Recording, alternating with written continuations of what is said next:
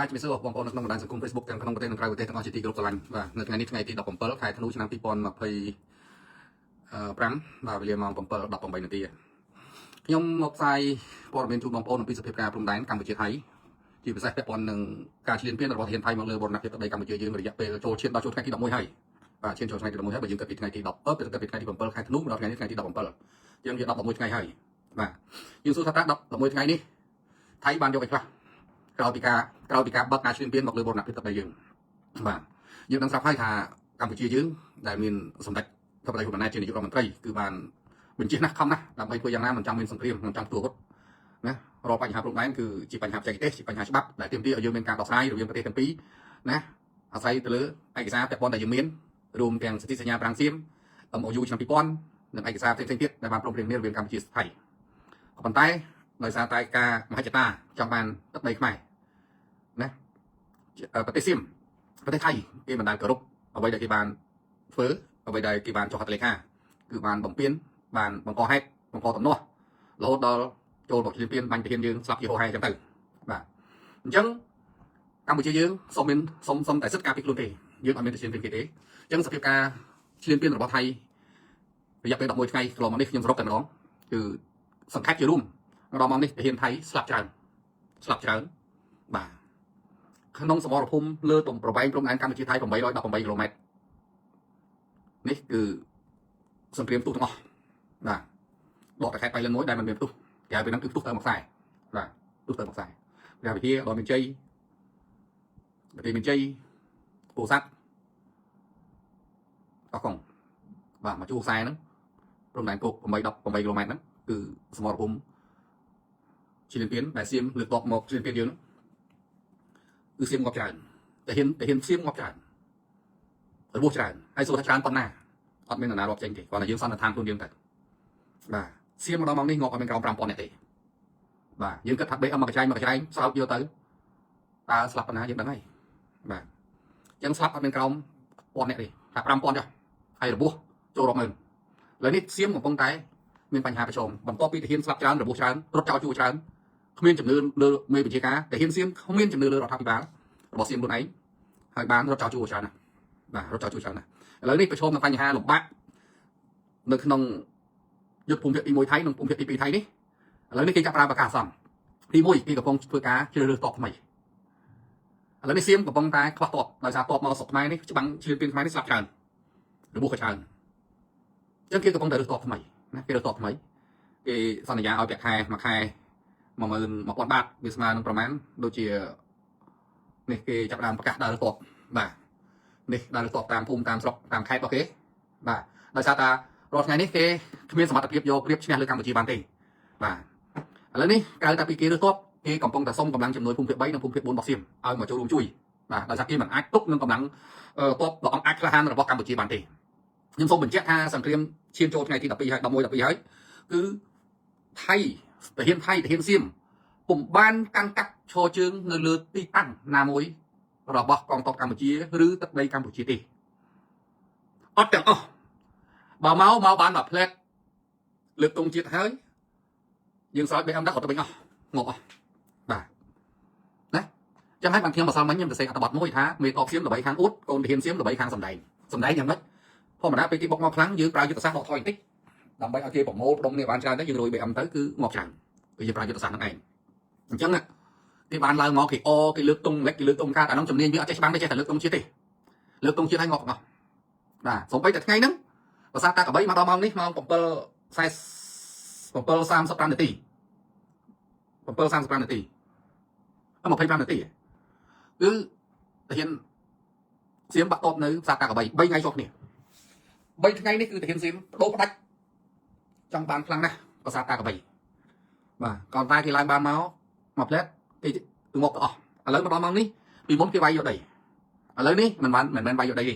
គេឈ្លានពានខ្មែរគេបាញ់ប្លង់ដាក់ខ្មែរដើម្បីយកសត្វសពទាហានគ្នាគេបាទទាហានគ្នាគេឥឡូវនឹងខាងទាហានសៀមកំពុងតែច្បុកច្បល់ដោយសារតែមានការសង្ស័យទៅលើទាហានខ្មែរសរិនដោយសារតែទាហានខ្មែរសរិនគេបានសហការជាមួយកងទ័ពជាតិកម្ពុជាយើងផ្ដល់ព័ត៌មានមកឲ្យគេថាហេតុអីបានសង្គ្រាមលើកនេះទាហានកម្ពុជាយើងបាញ់ត្រង់ម្លេះបាញ់ចំគោលដៅល្អម្លេះបាទទី1ក្រៅតែពីយើងមានសេចក្ដីទំនើបយើងមាន កម្លាំងរបស់យើងនៅខាងខ្មែរសរិនដែលជាអ្នកជួយផ្ដល់ព័ត៌មានដល់យើងបាទអ្នកផ្ដល់ព័ត៌មានដល់យើងតែហ៊ានថៃហ្នឹងតែគេខ្មែរសរិន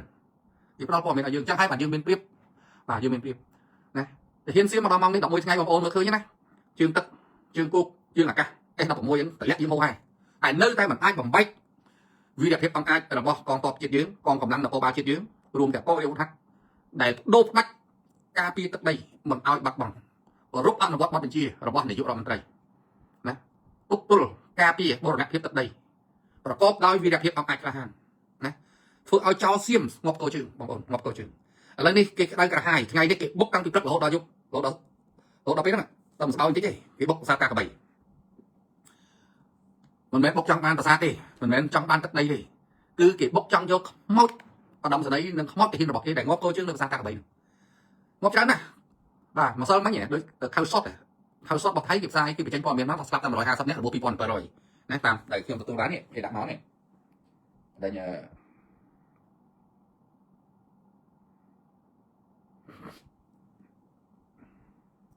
េះខ្សែថៃមិនសឹមនេះ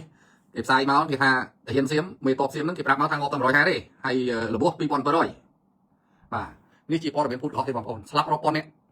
បងប្អូនមើលឃើញតារានពេទ្យមកដឹកទៅបានហើយមើលឃើញតែក្តាមជួសទៅហ្នឹងហើយបាទអញ្ចឹងតបយើងខ្លាំងហេតុអីបានប្រទេសយើងតូចតែយើងខ្លាំងគឺយើងមានដឹកនាំខ្លាំងពូកែសម្ដេចតេជោដែលកាប្ដីបាទជាមេតបកំពូលជាពិសេសសម្ដេចតេជោដែលមួយជីវិតរបស់សម្ដេចគឺពោពេញទៅដោយបទពិសោធន៍បទពិសោធន៍សង្គ្រាមណាបទពិសោធន៍សង្គ្រាមសម្ដេចកាប្ដីគឺមានចំណេះជំនាញទៅលើការក្បួនសឹកដែលរៀនពីសាលាបណ្ឌិតសភាយោធាអាមេរិក West Point រួមជាមួយនឹងកងទ័ពដ៏អង់អាចក្លាហានពោពេញទៅបទពិសោធន៍ពោពេញទៅដោយបទពិសោធន៍ប្រយុទ្ធច្រើនណាកងទ័ពយើងអង់អាចក្លាហានប៉ូលីសជាតិយើងក៏អង់អាចក្លាហានបាទ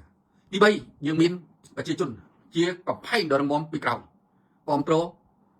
ទាំងស្មារតីនិងសម្ភារៈគ្រប់គ្រងស្បៀងអាហារទៅជួរមុខដែលប្រហែលថ្ងៃនេះគឺចលនានៃការសាមគ្គីរួបរวมគ្នាធ្វើឲ្យខ្ញុំថ្មីត្បិតតែនៅជួរមុខក៏សប្បាយចិត្តឃើញខ្មែរយើងរួបរวมគ្នា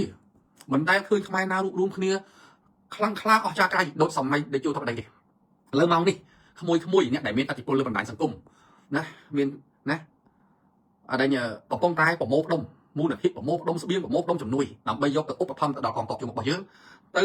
ឧបត្ថម្ភជនវិសារបស់យើងដែលមានចំនួនកើនឡើងរហូតដល់ជិតកន្លះលានបាទអញ្ចឹងសៀមរត់ថ្ងៃអត់មានជំរឿនអីលើហ្នឹងទេឥឡូវថ្ងៃនេះគេកំពុងតែប្រជុំដាក់ផែនការថ្មីគេឲ្យនាយករដ្ឋមន្ត្រីគេនឹងកន្លះខ្លួនចេញពីរុញការងារដល់ស្រាយបញ្ហាព្រំដែនហ្នឹងឲ្យមកតបបាទឲ្យមកតបអញ្ចឹងឥឡូវនេះគេកំពុងតែគម្រាមគេចង់ប្រើអាវុធរ៉ុកែតប្រភេទធំធ្ងន់ចង់គម្រាមណាបាញ់រយៈចម្ងាយឆ្ងាយ2-300គីឡូអញ្ចឹងទៅគេចង់យកមកលេងជាមួយខ្មែរតែគេមិនទាន់ហ៊ានប្រើគេនៅសិក្សាទស្សនវិជ្ជាច្បាប់គេយ៉ាងម៉េចសុំផ្ដាំទៅវិញខ្មែរក៏មានដែរតែគ្រាន់តែថាខ្មែរណាតបមរៀលដូចថៃហ្នឹងមិនបាច់ប្រើរ៉ុកែតប្រើមីស៊ីលប្រភេទធំនេះប្រើតែកាភ្លើង AK-B40 BM21 ហ្នឹងឈ្នះមិនអស់បាទឈ្នះមិនអស់បាទឈ្នះមិនអស់ណាអញ្ចឹងភាពអាម៉ាស់របស់សៀមនៅក្នុងពេលនេះមិនត្រឹមតែអាម៉ាស់ជាមួយប្រជាជនខ្លួនឯងទេអាម៉ាស់ទៅលើឆាកអន្តរជាតិទៀតប្រទេសធំមានសភាវុធទំនើបមានកងទ័ពច្រើនតែมันអាចធ្វើអ្វីកងទ័ពកម្ពុជាបានมันអាចធ្វើអ្វីនគរបាលជាតិកម្ពុជាបានណាកម្លាំងកម្ពុជាគឺរងងខ្លាំងណាស់បងប្អូនស្វិតស្វាញខាំស្នៃ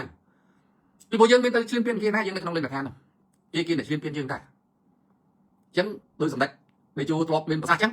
យើងនៅក្នុងលេនដ្ឋានហ្នឹងហើយតែដើរចូលដីខ្មែរបាញ់វាមិនមែនក្បាលប៉ានដែកណាវាមិនមែនឆ្អឹងដៃស្បៃស្បត់ទេណាបាទហ្នឹងហើយប៊ូខៅហ្នឹងហើយសិតតែអ្នកផ្ដល់ព័ត៌មានមកយើងតែហ៊ានសៀមច្រើនណាស់តែបានផ្ដល់ព័ត៌មានមកយើងនៅខាងអរិញខ្មែរសរិនបាទខ្ញុំសូមគោរពកោតសរសើរទៅដល់វីរភាពដ៏អង្គអាចក្លាហានរបស់កងកម្លាំងជួរមុខរបស់យើងទាំងអស់ទាំងកងទ័ពទាំងនគរបាលទាំងកងរាជអាវុធហត្ថ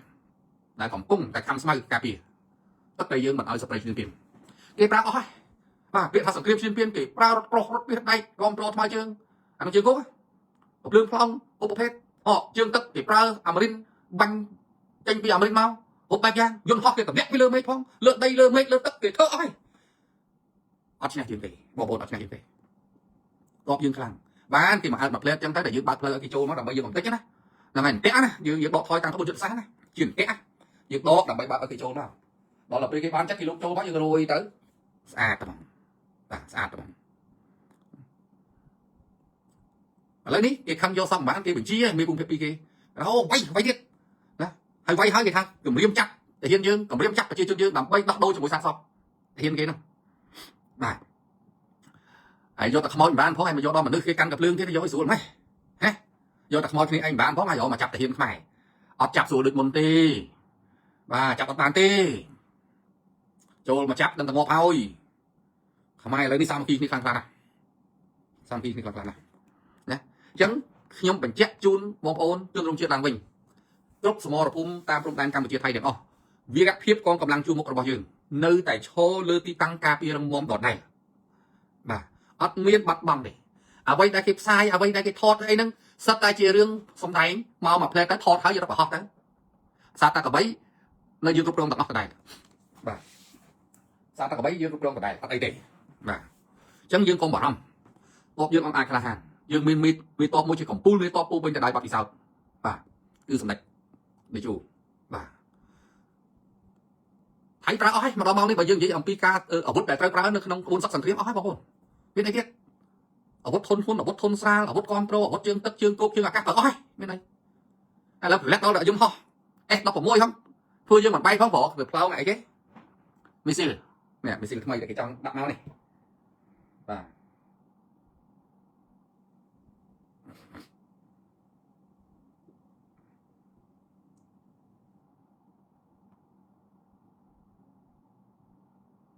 ទៅណាបាត់ហើយបងប្អូនលោកបាត់ហើយគេចង់ធ្វើអីទៅឥឡូវនេះបងប្អូនដឹងទេគេវាយយើង11ថ្ងៃគេឈ្លានពានយើងគេបាញ់យើងមុនដល់ឥឡូវហ្នឹងគេខ្លាចថោកគេឲ្យយើងថាបើចង់ចាប់សង្គ្រាមមកយើងសុំគេចរចាទៅខ្ញុំជាទស្សនៈរបស់ខ្ញុំជាពលរដ្ឋខ្មែរម្នាក់ខ្ញុំថាដូចជាអត់មានអីចាំបាច់ចរចាព្រោះយើងរាល់ថ្ងៃយើងអត់ដែរទៅបាញ់ថៃមុនហ្នឹងយើងគ្រាន់តែការពារខ្លួនហ្នឹង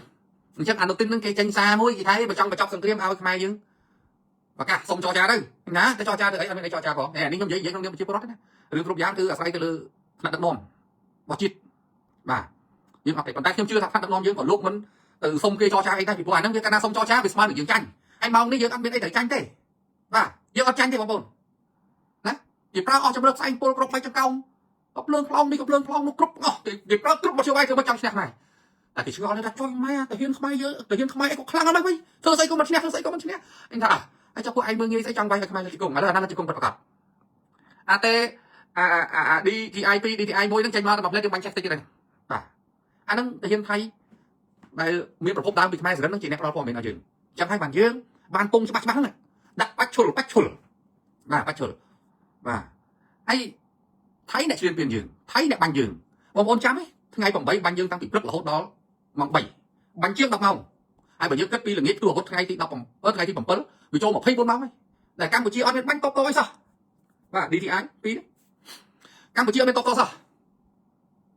ណាថៃអ្នកបង្កហេតុទាំងអស់ថៃអ្នកឈ្លានពានយើងទាំងអស់ហើយបែរដើរតួខ្លួនឯងឈួតទៅមកដើរតួជាអ្នករងគ្រោះកណ្ដាលកម្ពុជាទៅអង្គការសហជីវជាតិខ្មែរបាញ់ទៅចំផ្ទះចំអីប្រជាជនគេថាគេកោតទោសខ្មែរគេកោតទោសតែហ៊ានយើងថាទៅបាញ់អីនេះចុះក៏ដូចមកអាគេបាញ់ចោលសៀមឈ្លានពានឯងបាញ់ស្ពានខ្មែរបាញ់វត្តអារាមខ្មែរបាញ់ប្រាសាទបុរាណខ្មែរបាញ់ផ្ទះប្រជាជនខ្មែរណាចុះពួកអាគេបាញ់ឯងគិតពីអីដែរពួកអាចោលសៀមសុំទោសថាមិនចង់ជីតែឃើញអត្ថបទវាមួយវាហួសហេតុពេកវាចេះឈឺចាប់ណាពេលគេផ្លងត្រូវក្បាលវាចេះឈឺចាប់តែតាមថាវាផ្លងមកគេវាអត់គិតថាគេឈឺចាប់ឥឡូវនេះថៃចង់វាយប្រហែលមួយឆ្នាំទៀតទៅបានដែរឲ្យតែប្រកែវាយណាប្រជាជនខ្មែរកំដរបានហើយប្រជាជនខ្មែរគោរពតាមការណែនាំរបស់ថ្នាក់ដឹកនាំតែចិត្តជាកូនខ្មែរម្ចាស់ប្រទេសអត់ឲ្យសៀមមើងទេអត់ឲ្យថៃមើងទេចង់វាយមួយឆ្នាំទៀត2ឆ្នាំទៀតក៏វាយបានដែរបាទកំដរបានណាកំដរបានខ្លាំងអីឥឡូវ10ថ្ងៃ11ថ្ងៃ12ថ្ងៃហើយធ្វើទៅបានកុំថាឡើយយកបានទីតាំងណាមួយឆ្លងដល់ព្រំដែនឆ្លងបានផងបានមកចូលមួយផ្លែថតវីដេអូហើយថតហើយលើកតុងបានមួយផ្លែណាគេខ្ញុំឥឡូវដាក់ងារឲ្យពួកអាទានលើកតុងហើយនឹងអាទានអួតបាទឥឡូវសួរមើលមកហ្នឹងទាហានសៀមហ៊ានចូលជើងនៅលើទីតាំងណាមួយអត់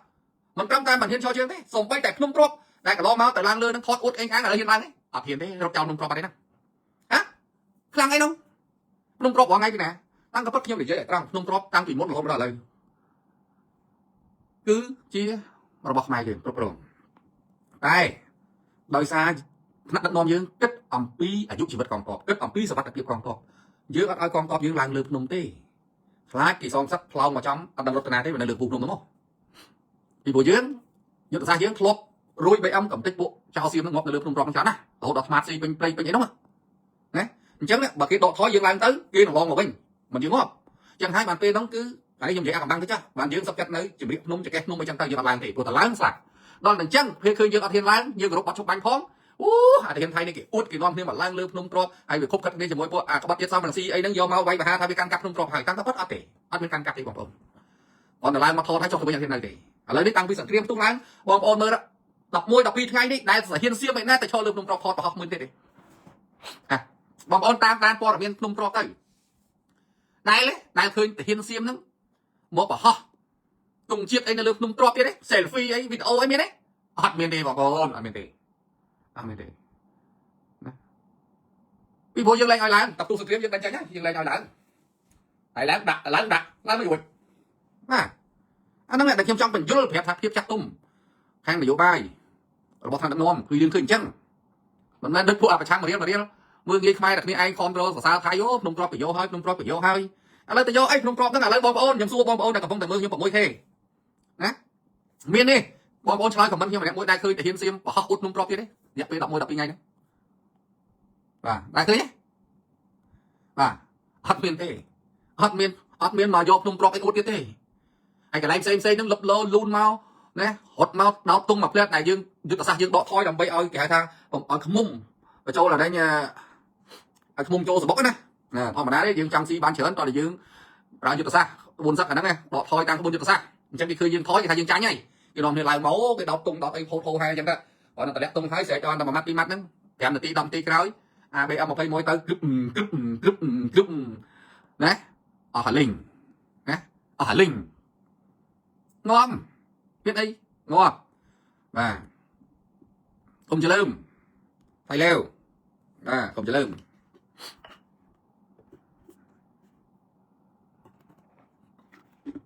អញ្ចឹងសង្គ្រាម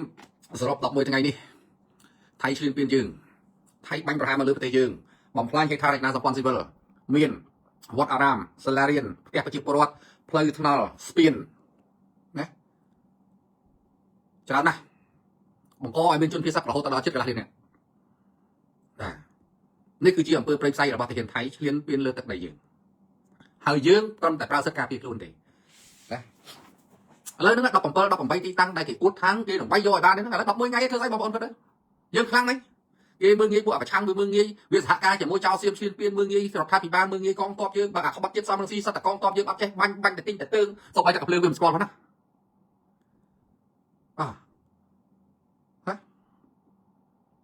យើងមកថ្ងៃមិនមែនឆ្លោះតែជាមួយសៀមមួយទេណាឆ្លោះជាមួយពួកអាក្បត់ជាតិសំរងស៊ីមួយទៀតព្រោះអានេះវាសហការជាមួយសៀមដែរណាដូចខ្ញុំនិយាយចឹងពីមុនវាលើកតបមកយកដីឥឡូវលើកតបមកយកខ្មោចបាទហើយខ្មែរយើងខ្លាំងណាស់ថ្ងៃនេះខ្ញុំនិយាយចំទៅតាំងពីមានសង្គ្រាមមួយសៀមមកខ្ញុំឃើញប្រជាជនខ្មែរយើងទាំងប្រុសទាំងស្រីទាំងក្មេងទាំងចាស់យុវជនទាំងអស់គឺថារួមគ្នាជាកម្លាំងខ្មែរតែមួយអស្ចារ្យខ្លាំងណាស់បាទខ្មែរយើងអស្ចារ្យខ្លាំងណាស់បងប្អូនហើយខ្ញុំប្រហែលថ្ងៃនេះ3ថ្ងៃនេះគឺសប្បាយចិត្តការងារនេះហត់ឥឡូវជាប់ឆ្កេះហើយជាប់ឆ្កេះក៏អត់ចង់រួចទេវាជាប់ដោយសារយើងគិតមើលបងប្អូនសែងស្បៀង2 3ឡានអាឡាន5តោនបងប្អូនគិតមើលទៅធ្ងន់ប៉ុណ្ណាហត់ប៉ុណ្ណាតែយើងសប្បាយចិត្តនឹងធ្វើពីព្រោះអ្វីដែលយើងធ្វើគឺជាការរួមចំណែកលើកទឹកចិត្តកងទ័ពយើងគ្រប់គ្រងកងទ័ពយើងគ្រប់គ្រងកងកម្លាំងប៉ូលីសជាតិយើងដើម្បីទប់ទល់ជាមួយនឹងសត្រូវឈ្លានពានយើងអត់មានខ្លាចហត់ទេយើងអត់មានខ្លាចនឹងត្រូវលះបង់ទេហើយខ្ញុំសរសើរក្រុមកសែតរបស់យើងនៅជួរមុខប្រហែលថ្ងៃនេះខ្ញុំធ្វើការមួយកសែតសុទ្ធខ្លាយទៅជាអ្នកកសែតផងជាកម្មករផងជាកម្មករផងលីសែងមានបងអូនហនមានអូនសបាត់មានសេងតារាណាមានពីណាទៀតច្រើនបងអូននៅក្នុងនោះច្រើនមានសារាមានស្អីហោហែហ្នឹងក្តាមក្រហមណាអូនក្តាមក្រហមអីបាទគឺយើងរួមគ្នាជួយអញ្ចឹងហ្មងយើងប្រមូលផ្ដុំគ្នាជួយធ្វើម៉េចដើម្បីគេហៅថាសមរភូមិក្រោយឧបត្ថម្ភគ្រប់គ្រងសមរភូមិមុខបាទអានេះគឺយើងកំពុងតែនាំគ្នាធ្វើគ្រប់ទាំងអស់ថ្ងៃនេះឃើញកូនស្រីខ្ញុំគេទៅទិញថ្នាំពេទ្យបរិខាពេទ្យរួមចំណែកក្នុងនាមគាត់វិជ្ជាបណ្ឌិត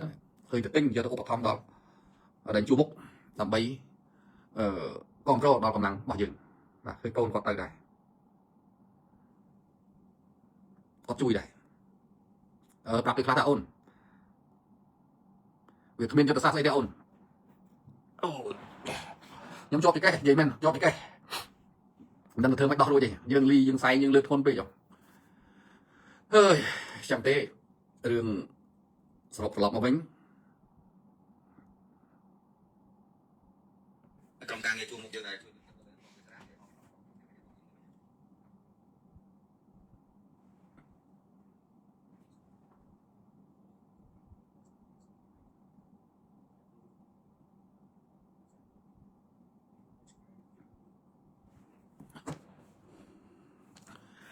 បាទ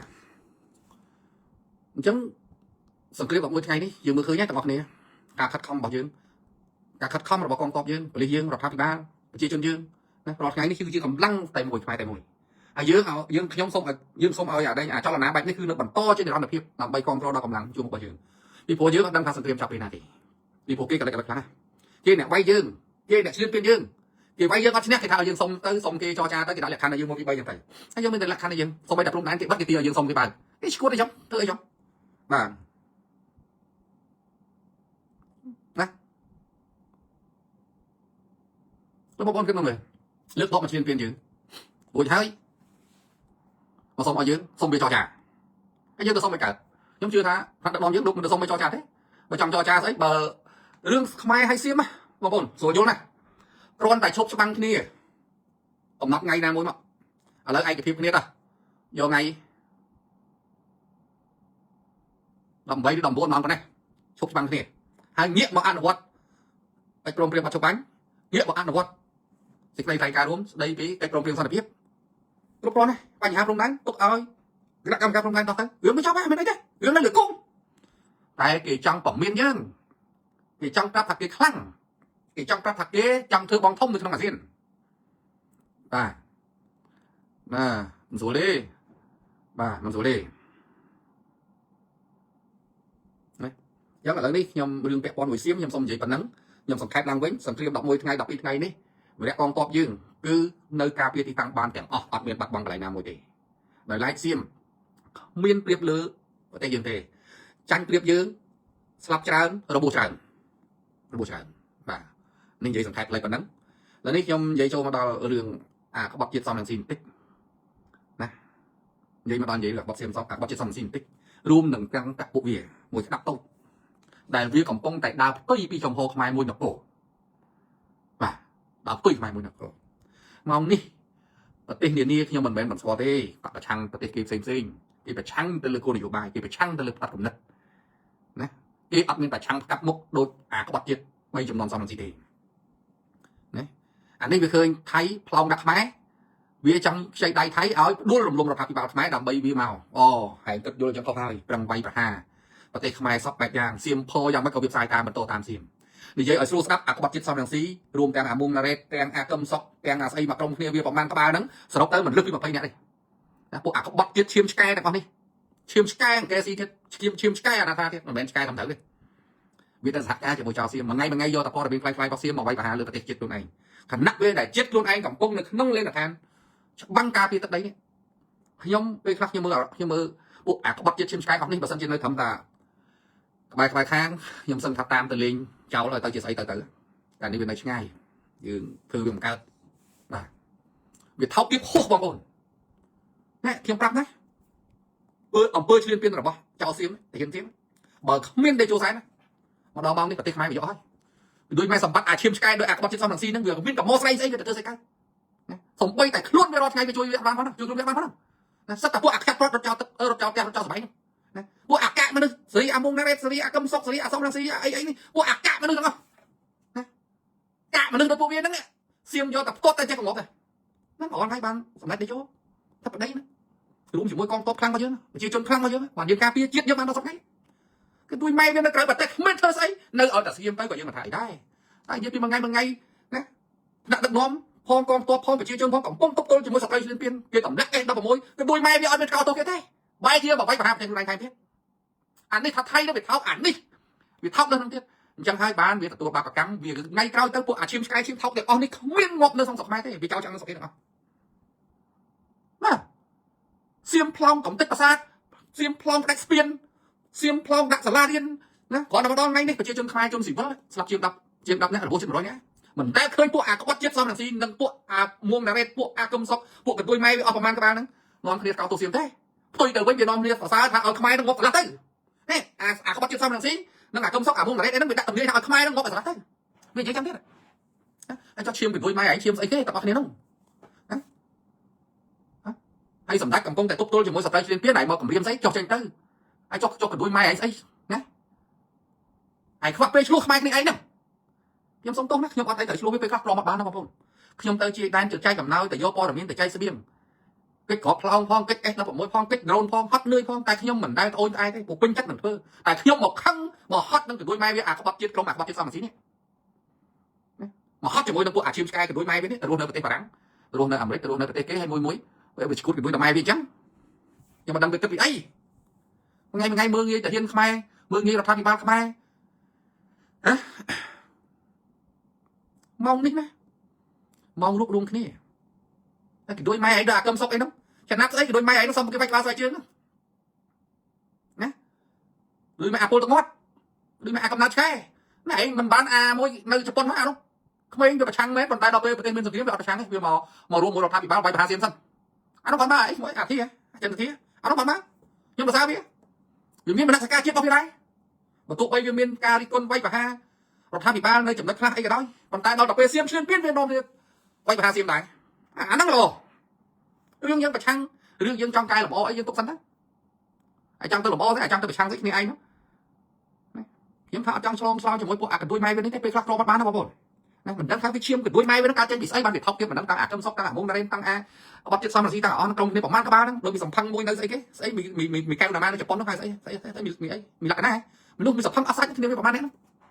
និយាយទៅចេះជ្រុលមកជេរស្អីទៀតប៉ុន្តែពួកវានេះវាសំតាំងខ្ញុំជេរមែនប្រទេសជាតិកំពុងតែរងការឈ្លានពានប្រជាជនកន្លះលានអ្នកកំពុងតែរងនេះកំពុងតែវេទនាវាអត់មាននាំគ្នាគិតជួយអីវាគិតតែជួយជេររដ្ឋាភិបាលណាសិតតែរដ្ឋាភិបាលនឹងចេះរដ្ឋាភិបាលនឹងចុះណាវាអត់មានអាណិតប្រជាជនយើងសោះហើយវាទៅគប់ខិតជាមួយសៀមវាទៅសើសៀមវាមកវាយប្រហារខ្មែរគ្នាឯងបាទខ្ញុំវាមិនចង់ជេរបងប្អូនយើងហត់ណាស់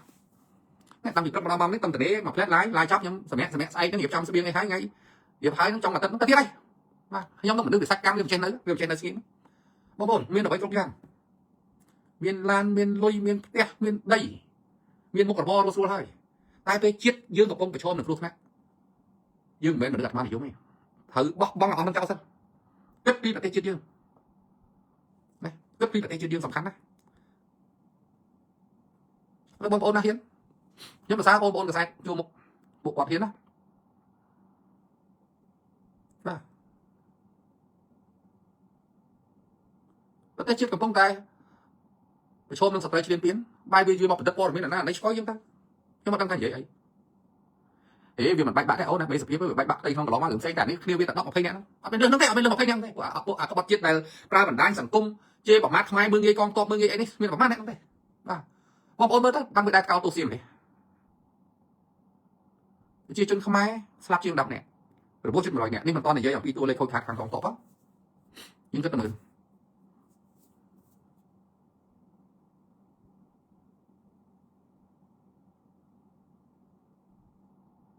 វាហួសហេតុបងប្អូនអើយ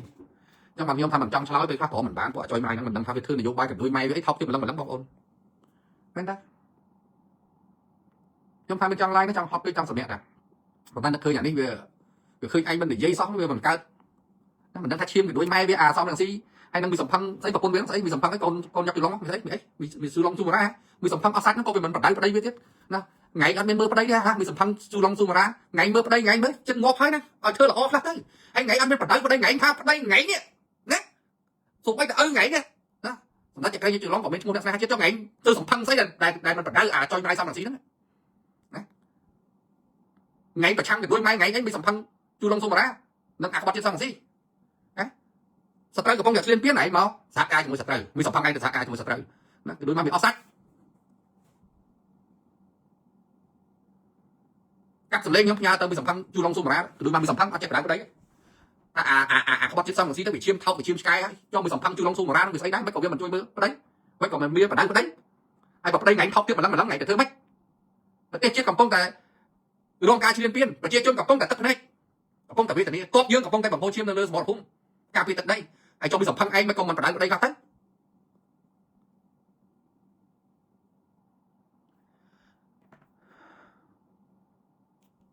អូគេរីកូនណាអូនណាពួកវាវាសត្វធនអស់សាច់អញ្ចឹងជិះពួកក្បត់ជាតិមានអីខូចមួយជិះ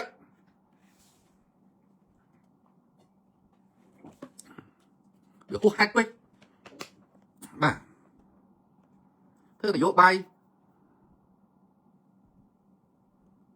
ប្រឆាំងអត់មើលកលៈទេសៈប្រជាជនភាសឹកយ៉ាងហោចណាស់ចេញសារមួយកោតទោសចោលសៀមចេញសារមួយរំលែកទុកវរៈកងទ័ពចេញសាររំលែកទុកប្រជាជនឬក៏ចេញសារកោតទោសគេបំផ្លាញប្រាសាទព្រះវិហារប្រាសាទតាកបីបំផ្លាញស្ពានអីវាអត់វាគិតថាគេជេរអត់មានរឿងមុខវាទៅសហការជាមួយថៃណាវាទទួលលុយថៃ3លានដុល្លារសោះវាយកមកជេរខ្មែរគ្នាឯងដល់កអានេះសិនពួកអក្បត់ជាតិហ្នឹងហើយដែលទទួលលុយពីថៃមកពួកអគុណក្មួយមេសុភាពអគុណប៉ុន្តែពូពេលកាត់ប្រមបានពួកអប្រឆាំងអស់នេះជេរវាពូខុសពូទូគាត់អត់អីទេឲ្យវាមកដឹងទៅខ្មែរមកបានបាយក្បាលវាស្បែកជើង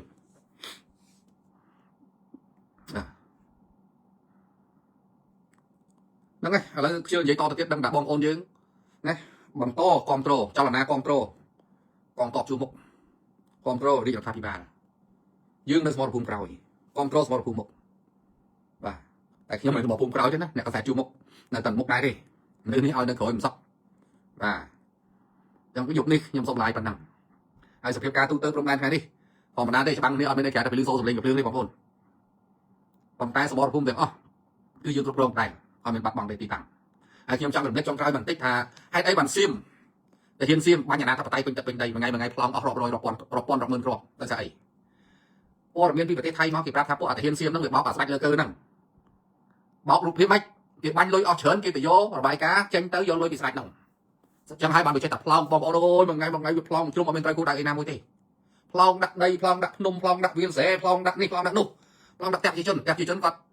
ពេលខ្លះចំផ្ទះប្រជាជនស្លាប់ប្រជាជនអីចឹងទៅប៉ុន្តែឲ្យប៉ះកងតបអីតិចតួចបើទំហំគ្រាប់សែនគ្រាប់តែវាប្លង់ហ្នឹងវាអត់សមទេបាទចឹងអានេះរាល់ថ្ងៃនេះវាប្លង់ដើម្បីធ្វើរបាយការណ៍យកលុយពីស្ដេចវាទេ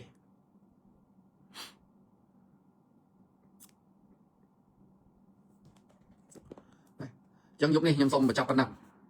បងប្អូនហើយយើងនាំគ្នាជឿជាក់លើរដ្ឋាភិបាលរបស់យើងហើយបន្តគ្រប់គ្រងទៅមុខទៀតពីពេលនេះរហូតដល់ចប់សង្គ្រាមហើយយើងសង្ឃឹមថាសៀមនឹងភ្ញាក់ខ្លួនងាកមកចរចាជាមួយយើងដើម្បីបញ្ចប់សង្គ្រាម